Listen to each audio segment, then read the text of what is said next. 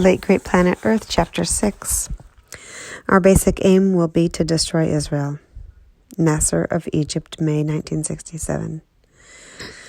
They have said, "Come, and let us wipe them out as a nation. Let the name of Israel be in remembrance no more." Psalm 83:4, prophesied about 1000 BC. Sheikh to Sheikh, Chapter 6.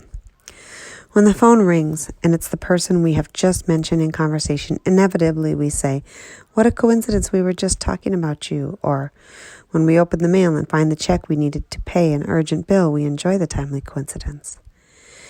However, in writing this book, too many pieces and events have fallen into place for us to believe they could all be coincidence. This is why we believe what one vague religionist has called the divine hand from somewhere had set the stage the week we began this chapter. In the last chapter, some of the Confederates of a future Russian invasion force were documented from biblical prophecy. The Confederates who are relevant to this chapter are the Arabic nations. The Bible says that Egypt, the Arabic nations, and a country of Black Africa will form an alliance, a sphere of power which will be called the King of the South. Allied with Russia, the King of the North, this formidable confederacy will rise up against the restored state of Israel. So, where is the coincidence? As we were researching the current status of the leading Arabic nation, Egypt, we discovered that on the campus of a large university less than 10 minutes away, it was Arab Week. Obviously, they must have planned it to coincide with our study. With echoes of Scheherazade humming in our subconscious, we made our way. On campus, we found an exotic mixture of West and Middle East along the shaded walks of the beautiful university. Some students were wearing head coverings, Arab fashion, to indicate where their allegiance was. The vision was not quite like Lawrence of Arabia galloping across endless stretches of white sand, but the effect was striking. Tables were everywhere around the student union. We were deluged with printed materials concerning the rightness of the Arab cause against Israel and their determination to liberate Palestine. In a short while, we were supplied with documents which substantiated the alliance of the Arabs and the Russians, a bond both present and actual, but also a fact which was prophesied approximately 2,600 years ago. The purpose of Arab Week at the university is to rally support for the Palestinian Revolution.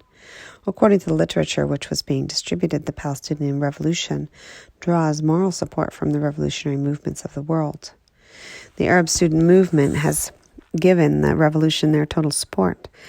Arab intellectuals, joined by many world thinkers, have given their support.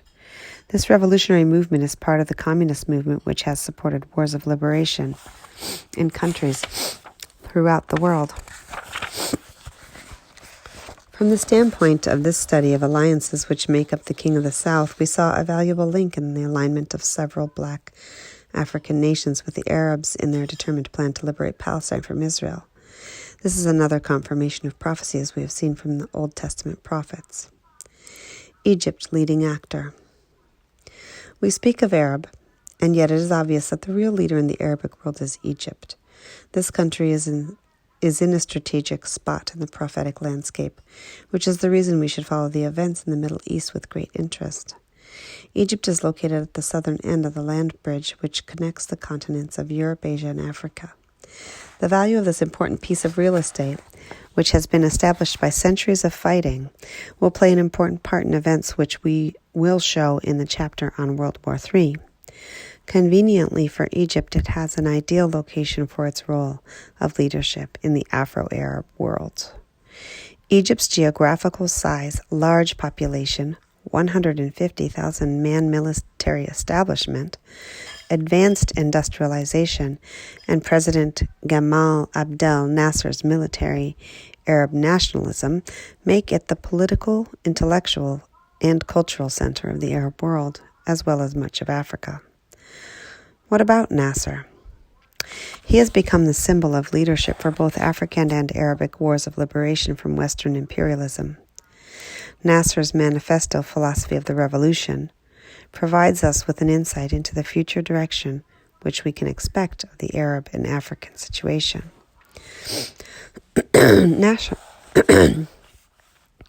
Nasser views the world as a stage, with Egypt as one of the principal actors.